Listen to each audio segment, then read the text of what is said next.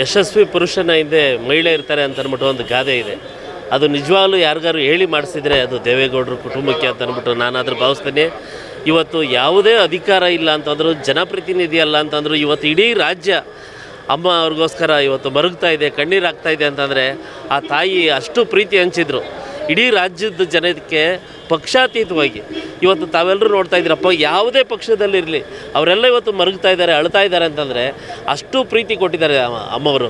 ಆ ಕಾರಣಕ್ಕೋಸ್ಕರ ಇವತ್ತು ಅಮ್ಮವರು ನಮ್ಮನ್ನೆಲ್ಲ ಆಗಲಿದ್ದಾರೆ. ಬರೀ ಇದು ದೊಡ್ಡಗೌಡ್ರ ಕುಟುಂಬಕ್ಕೆ ಮಾತ್ರ ಅಲ್ಲ, ಇಡೀ ರಾಜ್ಯದ ಜನ ನೋವಲ್ಲಿದ್ದಾರೆ. ಇವತ್ತು ಅವರ ನೋವನ್ನು ಭರಿಸುವಂಥ ಶಕ್ತಿ ರಾಜರಾಜೇಶ್ವರಿ ಮತ್ತು ಚಾಮುಂಡೇಶ್ವರಿ ದೊಡ್ಡವರಿಗೆ ಮತ್ತು ಕುಮಾರಣ್ಣನಿಗೆ ಕೊಡಲಿ, ಆ ತಾಯಿಗೆ ಶಾಂತಿ ಕೊಡ್ತಾ ಇದ್ದೀವಿ ಅಂತ ಅಂದ್ಬಿಟ್ಟು ಈ ಸಂದರ್ಭದಲ್ಲಿ ಹೇಳ್ತಾರೆ.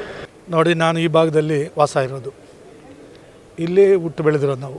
ಸೊ ದೇವೇಗೌಡರು ಫ್ಯಾಮಿಲಿ ನಮಗೆ ಭಾಳ ಹತ್ತಿರವಾಗಿರ್ತಕ್ಕಂಥದ್ದು. ನಾವು ಅವರಿಲ್ಲಿ ಮುಖ್ಯಮಂತ್ರಿ ಆಗಿ ಪ್ರಧಾನಮಂತ್ರಿ ಆಗಿದ್ದಾಗ ಕೂಡ ಅವರ ಒಡನಾಟ ಭಾಳ ಚೆನ್ನಾಗಿದೆ. ಇವತ್ತು ಡಾಕ್ಟರ್ ಮಂಜುನಾಥ್ ಇರ್ಬೋದು, ಕುಮಾರಣ್ಣ ಇರ್ಬೋದು, ರೇವಣ್ಣವ್ರು ಇರ್ಬೋದು, ಬಾಲಕೃಷ್ಣೇಗೌಡರು ಇರ್ಬೋದು, ರಮೇಶ್ ಅವರು ಇರ್ಬೋದು, ಅನ್ಸೂಯಕ್ಕ, ಶೈಲಕ್ಕ ಎಲ್ಲರೂ ಕೂಡ ನಮಗೆ ಚಿರಪರಿಚಿತರು. ಮತ್ತು ವಿಶೇಷವಾಗಿ ಇವತ್ತು ಚೆನ್ನಮ್ಮನವರು ಅವ್ರು ನಮಗೆ ಭಾಳ ಆತ್ಮೀಯರು.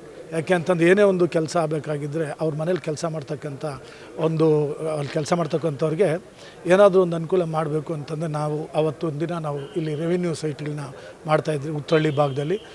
ನನಗೆ ಫೋನ್ ಮಾಡಿ ಅವ್ರು ಅವತ್ತು ದಿನ ನಮ್ಮ ಮನೇಲಿ ಕೆಲಸ ಮಾಡ್ತಕ್ಕಂಥವ್ರಿಗೆ, ಶ್ರೀನಿವಾಸ್ ನೀನು ಲೇಔಟ್ ಮಾಡ್ತಾಯಿದ್ದೆ ಅಂತಪ್ಪ, ಒಂದು ಸೈಟ್ ಕೊಡು ಅಂತ ಕೇಳಿದ್ರು. ಅಂದರೆ ಫ್ರೀ ಅಂತ ಕೇಳಲಿಲ್ಲ, ದುಡ್ಡು ಕೊಡ್ತಾರೆ, ಒಂದು ಸೈಟ್ ಕೊಡು ಅಂತ ಹೇಳಿದ್ರು. ಅಂಥ ಒಂದು ವಿಶ್ವಾಸವನ್ನು ಇಟ್ಕೊಂಡಿದ್ವಿ ನಾವು ಅವ್ರನ್ನ. ಈ ಭಾಗದಲ್ಲಿ ಪ್ರಧಾನಮಂತ್ರಿಯವರು ನಮಗೆ ಚೆನ್ನಮ್ಮನವರು ಭಾಳ ಆತ್ಮೀಯವಾಗಿದ್ದರು. ಅವರು ಇವತ್ತು ಅವರ ಅಗಲಿಕೆ ನಮ್ಮ ಇಡೀ ರಾಜ್ಯಕ್ಕೆ ಅಲ್ಲ, ದೇಶಕ್ಕೆ ಕೂಡ ನೋವನ್ನು ಉಂಟು ಮಾಡುವಂಥದ್ದಾಗಿದೆ. ಇವತ್ತು ಅವರ ಕುಟುಂಬದವರಿಗೆ, ವಿಶೇಷವಾಗಿ ದೇವೇಗೌಡರಿಗೆ ಅವರಿಗೆ ಆ ನೋವನ್ನು ಭರಿಸುವಂಥ ಶಕ್ತಿ ಭಗವಂತ ಕುಟುಂಬದವ್ರಿಗೆಲ್ಲ ಕೊಡಲಿ ಅಂಥೇಳಿ ನಾನು ಭಗವಂತನಲ್ಲಿ ಪ್ರಾರ್ಥನೆ ಮಾಡ್ತೀನಿ. ಒಬ್ಬರು ಮನೆಗೆ ಬಂದರೆ ಒಂದು ಅನ್ನಪೂರ್ಣೇಶ್ವರಿನೇ ಆಗಿದ್ದರು ಅಮ್ಮವರು.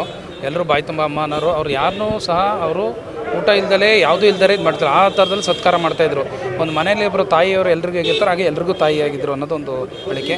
ನಾವು ಹೋದಂಥ ನಾನು ವಕೀಲನಾಗಿ ಅವರಲ್ಲಿ ಸಂಬಂಧಿಕರಾಗಿ ಹೇಳೋದು, ಅಮ್ಮ ಅಂದರೆ ಅದೊಂದು ದೈವ ಶಕ್ತಿ ಥರನೇ ಇದ್ದರು. ಗೌಡರಿಗೆಲ್ಲ ಎಲ್ರಿಗೂ ಆಶೀರ್ವಾದ, ಅಮ್ಮನ ಆಶೀರ್ವಾದ ಎಂದೂ ಇರುತ್ತೆ. ಅಮ್ಮಂಗೆ ಶಾಂತಿ ಕೊಡಲಿ ಅಂತ ಆಶಿಸ್ತೀನಿ. ಇವತ್ತೇನು ಕನ್ನಡ ನಾಡಿನಲ್ಲಿ ಒಬ್ಬ ಅನ್ನಪೂರ್ಣೇಶ್ವರಿಯನ್ನು ಕಳ್ಕೊಂಡಿದ್ದೀವಿ. ಇವತ್ತು ನಾಡಿಗೆ ತುಂಬಲಾರದ ನಷ್ಟ. ದೇವರ ಮನೆಯಲ್ಲಿ ಪೂಜೆ ಮಾಡ್ತಿದ್ದಾಗ ಯಾರೇ ಬರಲಿ, ದೇವ್ರ ಮನೆಯಲ್ಲಿದ್ದರೂ ಸಹ ಓಡೋಡು ಬಂದು ಅವ್ರಿಗೆ ಪ್ರಸಾದವನ್ನು ಕೊಟ್ಟು ಆಶೀರ್ವಾದವನ್ನು ಮಾಡಿ ಕಳಿಸ್ತಿದ್ದಂತಹ ಇವತ್ತು ಮಹಾತಾಯಿಯನ್ನು ನಾವೆಲ್ಲ ಕಳ್ಕೊಂಡಿದ್ದೀವಿ. ಇವತ್ತು JDS ಕಾರ್ಯಕರ್ತರು ತಾಯಿಯನ್ನು ಕಳ್ಕೊಂಡು ಅನಾಥರಾಗಿದ್ದಾರೆ ಅಂದರೆ ತಪ್ಪಾಗಲಾರ್ದು.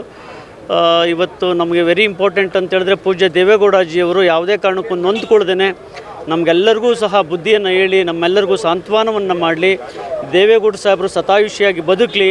ಅಮ್ಮ ದೇವೇಗೌಡರ ಸಾಹೇಬ್ರ ಮತ್ತು ನಮ್ಮ ಕಾರ್ಯಕರ್ತರ ಹೃದಯದಲ್ಲಿ ಸದಾ ಇರ್ತಾರೆ. ಅವರಿಗೆ ರಾಜರಾಜೇಶ್ವರಿ ಎಲ್ಲವನ್ನು ಕೊಟ್ಟು ಕಾಪಾಡಲಿ ಅಂತೇಳಿ ಅಮ್ಮನ ಪಾದಾರಗಳಲ್ಲಿ ನಮಸ್ಕರಿಸಿ ಅವರಿಗೆ ಶಾಂತಿಯನ್ನು ಕೋರ್ತೇನೆ. ನಮಸ್ಕಾರ.